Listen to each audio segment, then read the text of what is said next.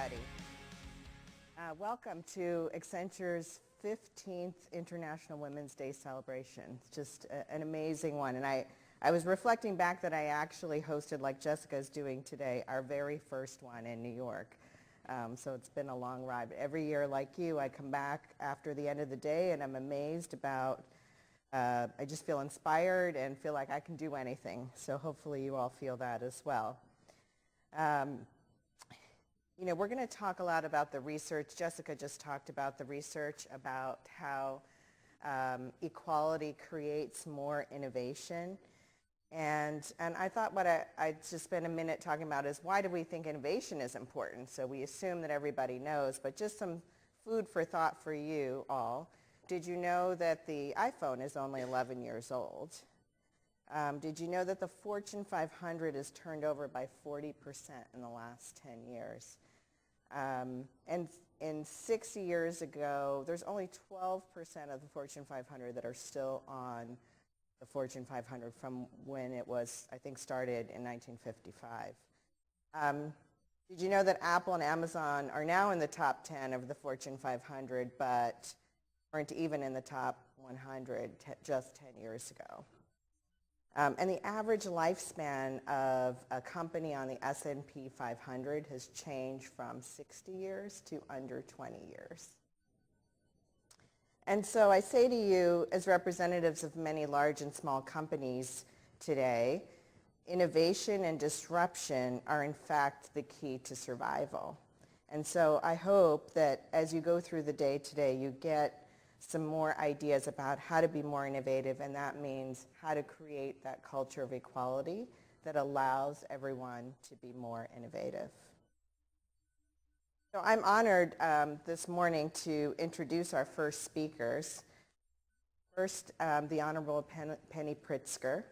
Penny is an entrepreneur, civic leader, and philanthropist with more than 30 years of experience in numerous industries. From June 2013 through January 2017, Pritzker served as the U.S. Secretary of Commerce in the Obama administration. Penny was a core member of President Obama's economic team and served as the country's chief commercial advocate, including leading the administration's trade and investment promotion efforts. Penny is also an active board member, currently serving on the board of Microsoft. I think I need to put my glasses on. All right, sorry. I've been denying this. On the board of Microsoft and on the board of the Obama Foundation, to name a few. Penny's actively involved in advancing Chicago, including her leadership of Project 33, or P33 initiative, as we call it, aiming to place Chicago at the center of the technological map and promote long-term inclusive economic growth. It's through this initiative that I have gotten to know Penny better and have been truly impressed by her passion for Chicago, her business acumen, and her genuine desire to learn, and her very apparent style, which is to treat everyone equally.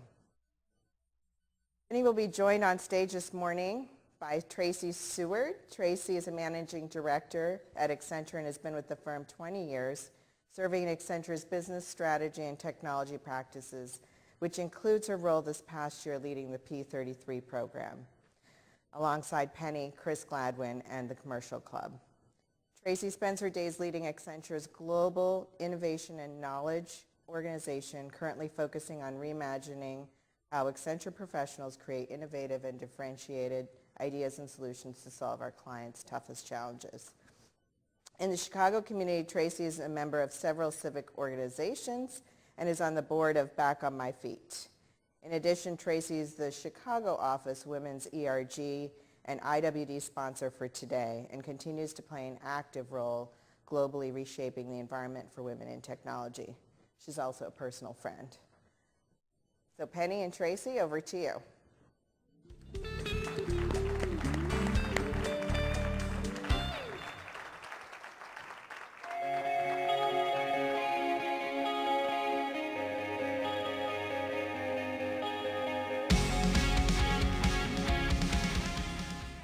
Penelope, thank you so very much. And I cannot thank you enough, Penny, as well for being here.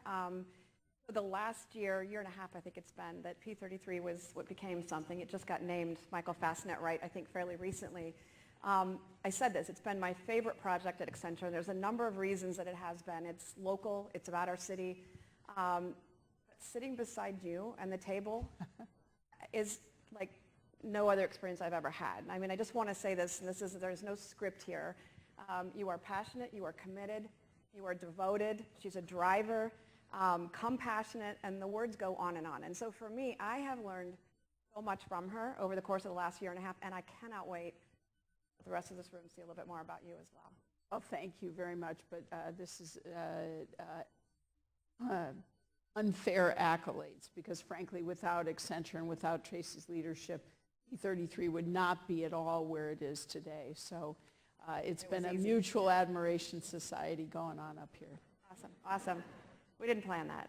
So here's what I want to do first before we jump into questions, and we've got some great questions for you. But you know, I've had the privilege, some of these questions I'm going to ask are a little bit personal, but I didn't get to know the answer to these questions, so we're going to ask you. I've had that privilege, as I said, to get to sit beside her. She's an amazing dresser, too, by the way. Let me say that. Every time I walk into a meeting, I'm like, what's she going to wear today? Incredible dresser. But some fun questions so that you all can get to know Penny a little bit better. Your favorite, most used, go-to emoji? You're not going to guess this one. Thumbs up? No, the red dancing girl. There's a whole story behind it, but, you know, we'll go there another time. Okay, that's awesome. That's awesome. All right. So are you a morning person or are you a night person? Oh, much more evening. I feel like I would have said she is a 24-hour-a-day person. I would have said both, but evening. Yeah, I'm definitely a morning person. Okay, coffee. I know this one. Coffee black or with cream? Decaf. Oh. Imagine me caffeinated. Me too, by the way, even though I do drink caffeine. Okay, so dog or cat? Oh, that's easy, dog. I'm a dog person. Yeah. Okay, so I just got back from Barcelona last night, very late, walked into snow this morning in Chicago, so I can tell you what my favorite season is and is not, but what's your favorite season? Oh, summer. Don't we love Chicago exactly. during the summer? Like, right? Thank you. Thank you for doing that. So I thought we would go ahead and get started. I mean, just your history, years and years of so many different things I think we're going to be able to talk about here with this group.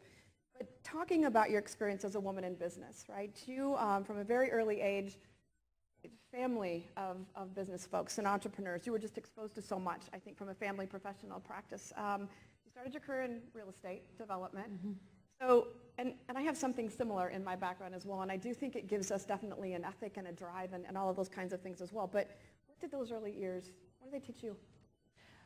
Well, I'm going to go back even a little bit further. I mean, because I think we're all a product of where we come from. And while we're all becoming and constantly becoming, you can't forget where you come from. And I came from a dinner table in a family that was building a business. My dad, so literally my parents left Chicago when I was 6 months old to go to Los Angeles to live in a motel called the Hyatt House with the very first Hyatt, and sort of amazing, here we are. As my mother used to say, she used to stroll me in the stroller next to the runway at LAX. Now they have fences.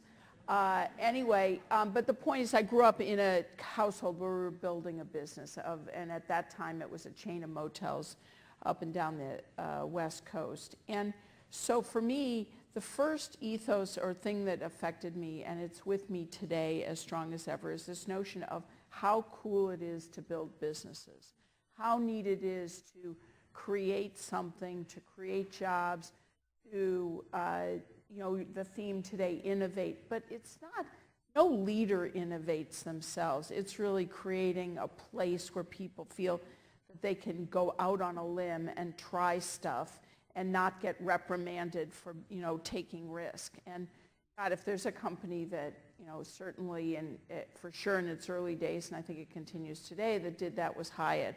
So I grew up and that was the dinner table conversation, was about building business. And my mom is I was thinking about My mom never had a full-time job, but my mom had full-time jobs. She was a corporate wife. Well, back then, what was a corporate wife? Let's see. She picked out all the uniforms for all of the motels, etc. She was responsible for decor. She was responsible for all the openings. These are all jobs today you get paid for. Back then, you did them for free as a wife, and so that was a very good deal for, the company, but not such a good deal for my mom. So, I grew up watching my parents as a couple building something, even though the titles were, my dad was the CEO and my mother was the housewife. And so, but the content was really, and that really shaped me a lot. I'd say the other thing that really helped shape me was my dad died when I was 13, and so I kind of lost my sponsor, if you will, or my family mentor, because he was the one in business. He was the one who had a job, and I was clear at that point. I really, I was going to work. I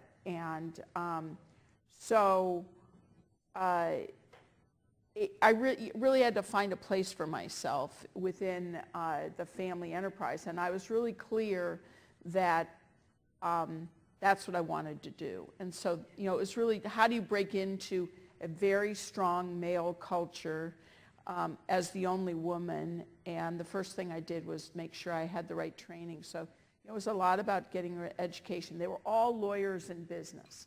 So it's like, okay, you want to be part of the fraternity, you go through the hazing. You get a law degree and you pass the bar even though you're not going to practice law. And so I did all of that and just to sort of get to the front door, not to get through the front door, but that was kind of the beginning for me. And then it was finding a place for myself in this family organization that seemed like they were doing everything. And so I tried to find what I call today the white space. I tried to figure out how could I do something nobody else was doing that would be valued so that I could have a runway going forward. And about 2 years into my career, and I could go into the 2-year training program I went to at Hyatt, the training program where I was the only person in the training program. But we won't. How old were you then? When was this? I was 25. And I went to work at Hyatt Development, and back then Hyatt Development was a much smaller organization, and I did, my 2-year training program included 1 acquisition, 1 divestiture, 1 development project. They farmed me out to a market research firm where I did, in fact, my husband tells a funny story.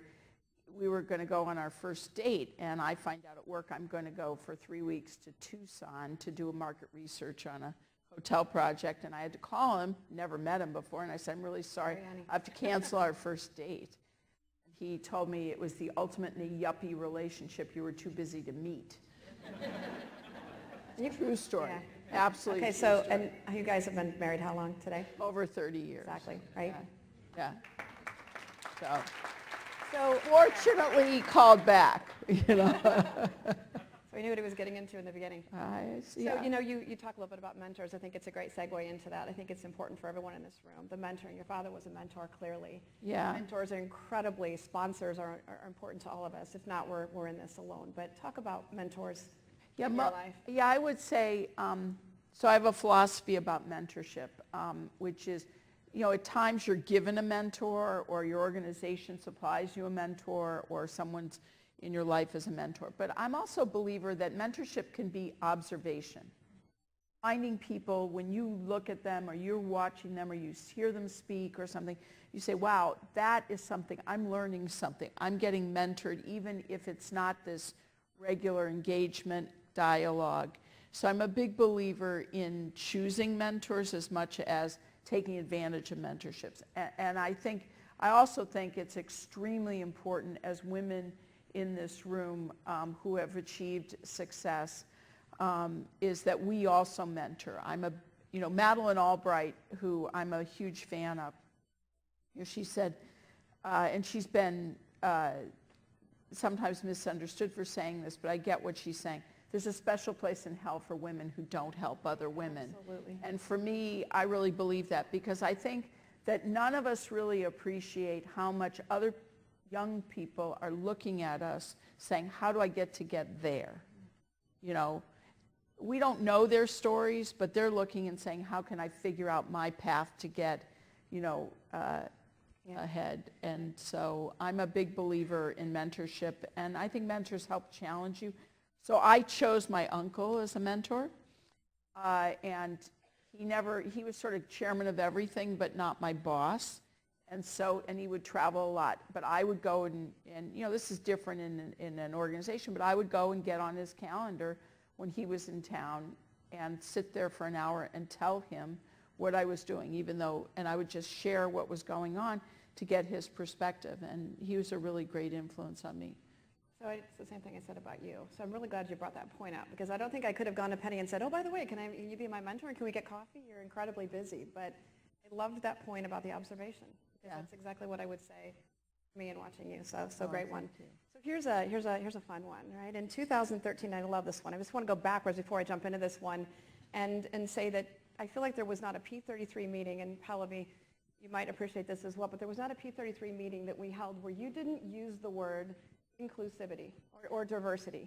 And if we even got towards the end of the meeting, there was just this, you know, we've got to be thinking about this, right? So just, again, I'm just kind of stepping back to P33, which we'll talk a little bit more about in a second too, but that was something that you for sure, it's just evident, it's in your blood. But let's do a little bit with Obama administration here as well, because I think this is a great story here. So 2013, right, you joined the Obama administration, and you do talk about, right, how intentional the president was, right, and the diversity and what it looked like to sit in the Roosevelt room or the Situation Room where it was half women.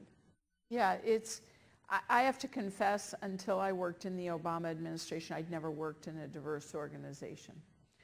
That's and I didn't know what it felt like, and I didn't totally get it. I understood it intellectually, but I didn't get it. And two things that I took away from the experience. First was the conversation changed because the room was 40, 50, 60% women, and men and women of different races, different ethnicities, different religions. The way we thought about issues, the things that got raised, it was a much more fulsome picture of the situation, and therefore I think that the recommendations to the president were better because of it. The second experience, and this is again, it's observing something. I was given the freedom to put together my team. There are about 160 people, political appointees at the Department of Commerce. Let's say there's 25 or 30 that are sort of at the most upper level. And I had a lot of latitude for picking these people, except that I was told if I did not have in totality a diverse team, I could get no one through, right? And so it was incredibly intentional on the part of the administration. And I talked to the president about this about 6 months ago, and I said, you really taught me something about how critical it is that you're intentional, that diversity was part of it. We had to do it or we couldn't move forward with the people, and people was what we needed. And in fact, even today, Pallavi was talking about, would you say I'm living at Microsoft or something like that? Yeah, I'm right. on the board of Microsoft. Right, like that too, yeah. But one of the things at Microsoft is part of your compensation is what are you doing to promote the commitment of the company to diversity? And so how are you intentional? You have to be intentional about interviewing. You have to be intentional about hiring. You have to be intentional through compensation structures. And I really learned a lot of that from my experience in Washington and the benefit. We know the benefit when you look, whether it's Accenture or it's McKinsey or it's Peterson Institute or it's Credit Suisse or it's Catalyst. They've all done studies that say you perform better in a more diverse organization, that not just the individual but the organization outcomes are better. How many more studies do we need? Exactly. But the other thing, yeah.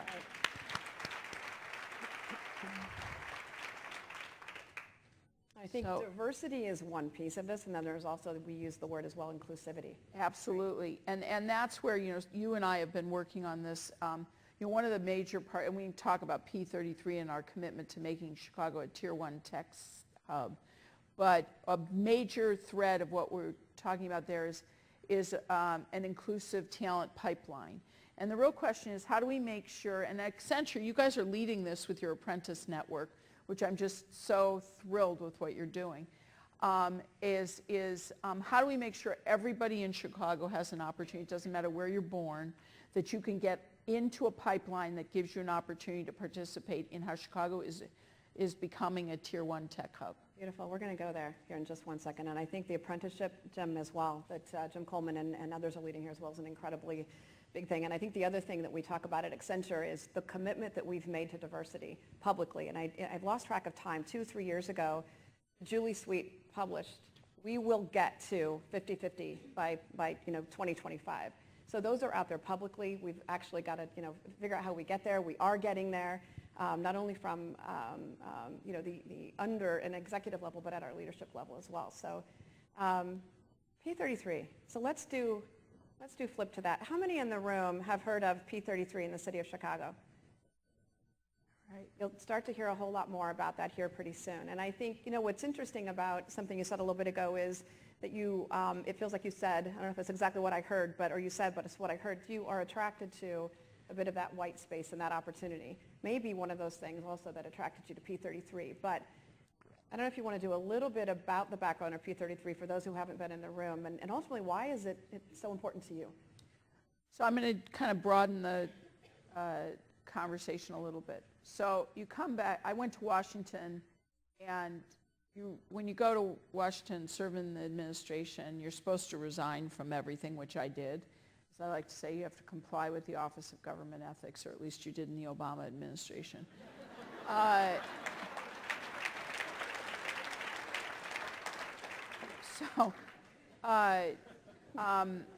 just going to leave that one there. That's exactly. Anyway, so when I came back to Chicago, it's like, how am I going to reintegrate into the city of Chicago? And Kyla, my then chief of staff, who's here today, is known to some of you. We were doing a lot of different things to try and sort out what felt right. And I asked Mayor Emanuel, I said, when I was in commerce, I did a lot of work in with the tech industry, and at the time the tech industry was really angry with the administration because of Snowden, which feels like forever ago, but it was a real issue. So I was really the liaison to the tech industry, and so I really wanted to figure out what was going on in Chicago. And he said, you've got to meet this guy, Chris Gladwin. Chris Gladwin had just sold his company, Clever Safe, for $1 billion. So he was a unicorn, as they call him. So I met him, and I thought, okay, nice guy, I'll meet him. And he walks in, he says, we're punching below our weight as a tech city, and I want to do something about it, and I think you could help me. And, would you partner up with me and try and sort this out? And so it began as a conversation of two people, and today, thanks to Accenture, thanks to Tracey's leadership, thanks to so many people, we have about 200 leaders in the city who are involved, CEOs of our established companies, CEOs of our tech companies, heads of our universities, heads of our incubators, heads of our accelerators, the universities, our research centers, our DOE labs, on and on. And it's a great group. And we came together, and Michael Fosnacht's in the room, who helped us really figure out how to talk about what we're doing. Our vision is to make Chicago a Tier 1 tech hub. P stands for people, plans, projects, progress. It's really about what Chicago's good at, coming together to address a challenge. And what we did is we did a ton of research led by Accenture, McKinsey, BCG, but Tracey and her team really had the job of sort of bringing all the information together, is to really, first thing, you got to understand yourself. As Oscar Munoz said in one of our first meetings, he said, if we don't understand what's really wrong, then the diagnosis is going to be wrong. And so we did a ton of research. We also did a survey on ourselves, talked to about, I think, 1,000 or 1,200 tech leaders around the country about what they thought about Chicago as a place to, have, tech innovation, tech, to put their tech hubs. And it was pretty sobering what we've learned about ourselves. But bottom line, first thing is understand the challenge. The second thing is, okay, then we created groups, 5 groups, to try and figure out what are we going to do about it. And then we also then did some more research. And we basically recognized that there's 3 major things we need to do, and we need to organize around 3 major clusters. Clusters are sectors of our economy where we have an authentic right to win in the technology space. In other words, be the dominant supplier or provider or place you've got to be in tech innovation. And so first cluster is around Industry 4.0. So think advanced manufacturing, advanced logistics, advanced materials. If we've got an authentic right to win in that area. The second is around health and biosciences, and the third is around business IT. And I'm not going to go into why, that's for another time. But then we also learned, what are we going to do about it? We've got to have an inclusive tech pipeline. We need talent. Without the talent, you can't win. And the cities that can produce the talent are going to be winners in technology, because it's really a lot about people.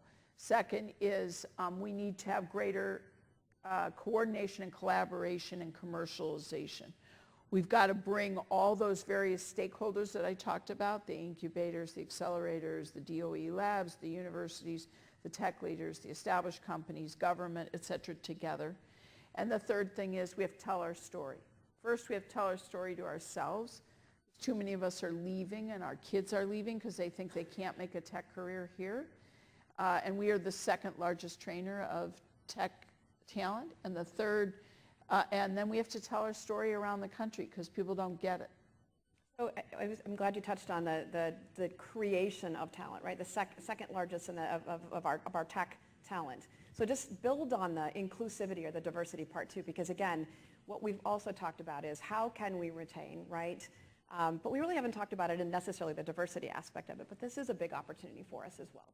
Yeah, and I think a pivotal player are the businesses. So the whole thesis of P33 is businesses lead. This will endure beyond, different administrations, both at the local and state level. We're partnering with the government, but this is something that has to go on for a long time, which means we need our educational system, whether it's K-12, our community college, and then of course our universities and technical schools. We have to have greater coordination, because what companies, and you guys who are working with so many technical companies know, is that the training starts in like 5th or 6th grade. It doesn't start, at my age. And so we've got to get that talent pipeline really robust. That's part of what you guys are doing with the Accenture apprentice program. But we need to do it in technology, and that's going to require a lot of coordination, such that then it doesn't matter what part of the city you're born in or what your situation is. You can get in that pipeline, and you can find yourself on, with an opportunity in one of these clusters. Excellent, I agree. And maybe, pivot just a little bit, but aside from maybe apprenticeships, as I think about what can companies, there's a lot of companies in this room, not just Accenture. You saw some of the names on the list, and we're beaming out to many other companies as well. I know we've got Molex and HCSC and Caterpillar and many others as well. But what role could and should these companies do to continue to build this diverse workforce, an inclusive workforce? I think the first thing you can do is stand up and say, I want to get involved. And that's part of the role of P33, is then to say, okay, if you're Caterpillar or you're Molex or you're the Blues or the Allstate or Accenture, is to say, okay, I want to, here's what I need in my company. Here's the talent pipeline as I see I need over the next 5, 7, 10 years. Here are the types of talents that I need. And then work with us, either through P33 or, through with the leadership at I think P33 is going to be a good centralizing place to bring then the community colleges, K-12, and the universities together and the tech schools together to provide not just formal education, but then it goes to internships and apprenticeships also. So it's all of the above. Awesome. And I think for many of us, it's not necessarily just recruiting and hiring and attracting, but it is also retaining. Totally. So it's absolutely something I know we think about Accenture, and many of you out there as well, and we know the statistics. We know that the funnel of talent, if we're not able to keep folks in that center and they're leaving for whatever reasons, right, we aren't going to create that leadership pipeline of very senior women. So part of it needs to be, and we learned this from the Amazon experience, is we also have to acknowledge that you may get talent that what you want to do is keep them in Chicago too, not feel that you have to leave Chicago. But it may be, and particularly in the technology world, a lot of the work is project oriented. You do a project, you work on something, and then it doesn't come to an end, but it moves to a different stage where you need to know there's enough opportunity for you and your partner that you can move from place to place if that's what's required. If your company doesn't have a new project for you, that your talents are then appreciated and can be well used here in the city. It is about the city, even though I know we've got global companies in the world, but everyone in this room is either Midwest or Chicago based, so I completely agree. So I think there's a little bit of advice. I think we've definitely, I don't know what our numbers are today, but one of the things I said 2 years ago is this is celebrating International Women's Day. And we do want women, we've got folks back at our office and at Accenture, right, watching as well as we beam out to them. But this isn't about just women. This is about creating a room as well of men. And I know that I said 2 years ago on this stage, I don't know what our numbers are, but I said I wanted at least a third of the room to be men. So I don't know how we did this year, but I'm looking around and we're looking pretty good. So if we'll see what those numbers are. But so for me, just advice for this room, knowing we're not just speaking to women in this room, but women and men about, and I kind of mentioned a little bit earlier as well, but how can each one of us continue to create this inclusive environment, support each other? Any advice, just given, I would say, your Look, years we're of all a work in progress, right? So we have to have a certain humility to start, right? And I think we have to have more, we have to be, the word that I would take out of this room is intentional. And by intentional, I mean intentional in terms of the conversations that we're having and the intentional in terms of the goals that we're setting, intentional in I know at Microsoft we do a survey every year and the numbers are not nothing to brag about, but we're improving. We're a work in progress. And it's, again, it's also part of people's compensation structure. Are you creating and what are you doing to promote and basically create diversity and inclusion over time? And I think the other thing is it has to be in the conversation consistently, not just in the conversation, okay, now we're going to have the diversity conversation. But instead, when you're putting teams together, when you're working in groups, do I have a diverse set of perspectives, gender, religion, ethnicity, et cetera, such that therefore the solutions will be better. If that's the concept and we know that, and that's what the studies are telling us, we know that drives innovation, then it's not just about who you hire, it's also about internally when you put teams together to work on projects. Yeah, exactly. We know that drives innovation. We talk about that a lot at Accenture. So I think another one that I think is quite fun, I think, and I get asked this a lot myself as well, but if you look back, you're 30 years in your career, right? And you, hindsight, my dad used to always say that, just hindsight, right? If I knew then what I know now, right? But what would you give, the advice you give your younger self? Well, I would first learn as much as you can about STEM. I was a good math person, but I did not pursue science or math as much as I should have in college. I would say aim high, people are in this room because they're energetic, they're ambitious, they're desiring of getting ahead. And I would tell a younger person, set your goals high, stretch yourself, because if you push yourself, you're going to get there faster than you think. And so I think that's, I would tell my younger self, something I think I've done, which is, you're going to have to work hard, that none of this comes easily. And there are going to be impediments. It's interesting, my daughter, and we're in this, she's new in her career, so I get to be periodically her coach when she chooses. And we all know what that's like. And sometimes you give feedback and it's not very welcome. She's trying to figure out why she hasn't gotten her second promotion in 6 months, and I keep talking about maybe you have to, ambition. yeah, love your ambition, but maybe you need to continue to prove yourself in the job that you're in. I would say the other thing I would say is be a lifelong learner. We're living in a time of enormous disruption. We're all going to have to adapt. We're all going to have to learn. I am not a technologist. It's a joke. When I was trying to advise someone yesterday about how to use their watch, I got a lot of grief from my colleagues about it was the blind leading the blind. But, putting yourself out there, not just with technology, but in general, just being, learning and being open and trying to expand is absolutely necessary. Someone used a really good metaphor, then I'm going to absolutely plagiarize this. If you think about education, when I was going to school, the concept was it was like a gas tank. Fill it up, and then you run your life on that gas tank.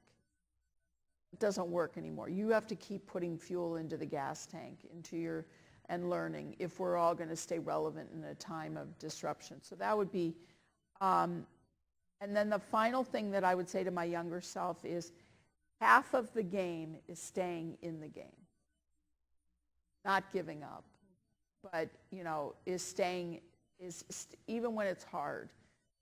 When you're juggling a lot, when it's not so simple and you kind of want to say, okay, I'm going to cut back or I'm going to do this. Half of getting to where you want to go is you got to be present. You got to be in it. So I'm going to build on that because this is exactly what you do, and hopefully it's okay for me to say this because I've been able to observe you and again, as I said, learn and watch. And it's funny because if anybody sends me an email today, they're going to know that I said basically let your geek flag or your freak flag fly. And I've heard you say something very similar over the years as well. But here's, you in meetings. I mean, we're in meetings with just geniuses from all aspects and walks of life, and many that are very deep in technology as well. And one of the things that you do, you are incredibly present. You are always present. So I think that comment is really good. But you are very quick to say, wait a second, I'm not quite sure I understand that. Can you dumb that down? Can you, right? And you do that. And I think for women, not many of us do that often. It feels like, whoa, I don't know enough. I may not be smart enough. Dare I say that? You do. You know what, that's I hadn't thought about that, Tracey. That's a really important thing, is to give yourself permission to say out loud, I have no idea what that means. What are you saying? Because people let it go, and then it's like you miss the whole conversation, and then how do you add value if you have no idea what the heck? I will promise you that there were more people in the room that didn't know what was said anyway, right? And so you encouraged. Well, so I don't know about that. I just like to know what we're talking about. I think about it. Okay, I have a pet peeve. How many of you guys are in a room or in a conversation, people start using these acronyms? So Accenture is the epitome of acronyms. I'm sure most... No, the federal government is the epitome of acronyms. Fair point. Like nobody talks in English. They talk in like three-letter words. Yeah. That aren't words. They stand for something, and you have no idea what they're talking about. I think, all of us putting ourselves into, and I was just talking to the folks at Edelman, how do we describe P33? We have to get out of the words. We have to get out of our own heads and start to use real words that people understand, as opposed to words like ecosystem And, like, what the hell is an ecosystem? If she looks at the website right here, I'm sure we've got ecosystem all over it. Yeah. Oh, yeah, but, it's like, okay, it's like an inside language. And you find more often than not, if you get people to give you a translation of the inside language, oh, I get that. I understand what we're talking about. We're talking about all those players. We got to get them to work together, as opposed to an ecosystem. No, but anyway, the point, Tracey, it's a good point, and I don't think about it because for me, I just basically ask because I don't understand what's going on. Everybody in the room waits on you to do that, by the way. That's terrifying. But anyway. Not really. Yeah. Anyway, I think, yeah, giving ourselves permission to do that is a good thing because at least then you understand what's going on. So I think it's an important point. I wanted to call it out. I'm just, and it just came up as I was just listening to you talk now, but it's absolutely something I've observed. And I think men and women alike, right, it's that maybe I don't understand, but let's not ask the question, right, because I'm going to look whatever inferior to it or not, but do. The other is I try to two things. One is create, where you were talking earlier about innovation and, leaders think that they're creating this nice lady here was talking about leaders think they're creating an environment for innovation, except that the people working in the environment don't feel that, right? That disconnect between 75% and 42%. And how do you do that? How do you create what I call a safe place for crazy ideas? So when I went into the federal government, and the federal government you have to be like really obvious because like most of the time people don't want to listen. So you have to I put a sign on one of our doors called "Trust Your Crazy Ideas," because nobody wants to take risk in the federal government because there's all downside and no upside. Right? You don't get applauded if you do something well, but boy, you get killed if something goes wrong. So how do you create an environment where people will innovate when there's all downside and no upside? It's a lesson for all of us who are in environments where your leaders are actually trying to help you to innovate. And it's creating a safe space for trusting your crazy ideas. Throw something out.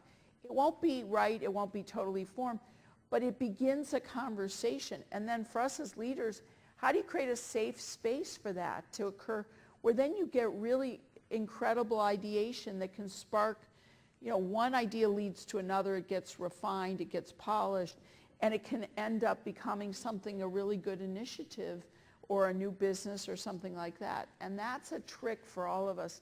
It's a skill to create those spaces. We try, that's another thing, to create permission for that in your organization that is, I think we all would benefit. I love that. And I would say, that is what sparks the new idea. We might walk in with, and any of us working in our businesses, Accenture with clients, but you walk in with the idea that you think is the right idea. Maybe not, right, until you continue to have more conversations about it. P33, I would say, has evolved just because of that. And the diversity that we had in the room, right, as well. And some of those meetings were definitely pretty tricky and pretty tough, but everyone was respectful and listened, and we're continuing to come up with a great thing. Okay, here's the one thing that, I've personally always wondered. You are incredibly busy. It's, I know that we're always working with your team to say, what time does she have to actually have this conversation, and you make time. How do you balance? How do you keep yourself in that zone of, and that's an age-old question, right? Oh, I do this and I do that, but you are on and you are present. And to me, there's a little bit of an important point of balance in that, because when we're not and our mind is chaotic and it's full and it's not clear, you're not bringing your best self forward, right? But there is something about you, maybe you'll say, not really, but you are present. How do you do it? Advice for the room, maybe.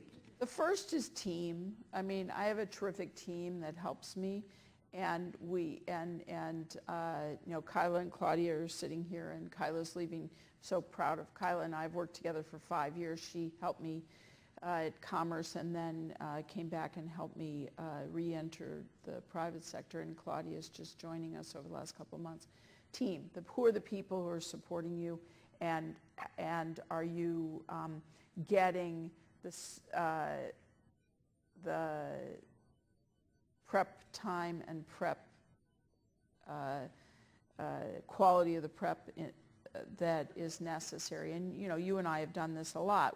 Every P33 meeting, we had prep sessions and worked to refine the product that we put forward. So one is team, people who can help you, and leaning on them. Two is permission for it to be messy.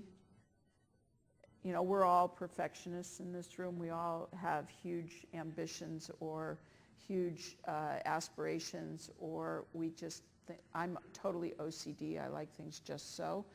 And so giving yourself permission that it's not just so is, for me, somebody told me that when my kids were really young. You just have to have permission. It's going to be chaotic, and it's okay.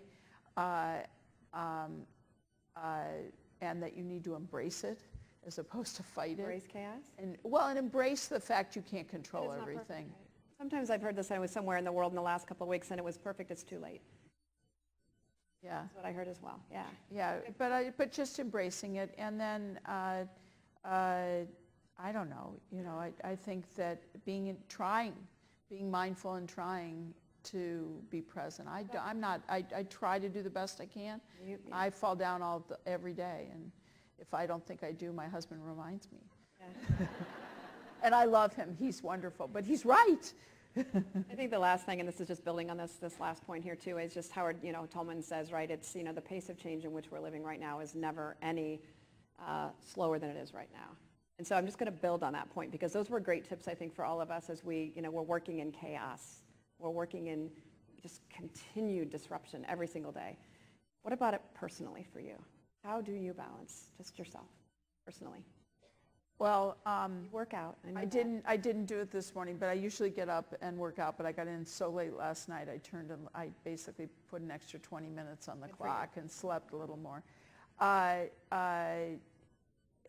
work out. I have to work out every day. It's really much more for my mental health than it is my physical health. It helps me clear my head, helps me think through problems. It keeps me calmer. I'm not always the calmest person. Second is,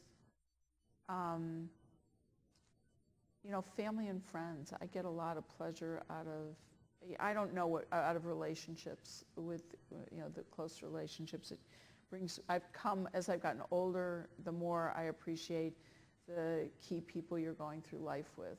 You're on this journey with, who you can really, pick up at the phone at God knows what time, and you're going through the ups and downs together, because there are ups and downs. So it's cool.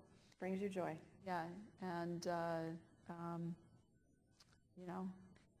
again, the last thing I would say is I like being in the game. So I'm afraid of the other, getting out of the game. It's what fuels you, and I know that, right? Yeah. So it's great. So thank you all for having me. Thank you, I appreciate and it. thank you for being here. Appreciate it.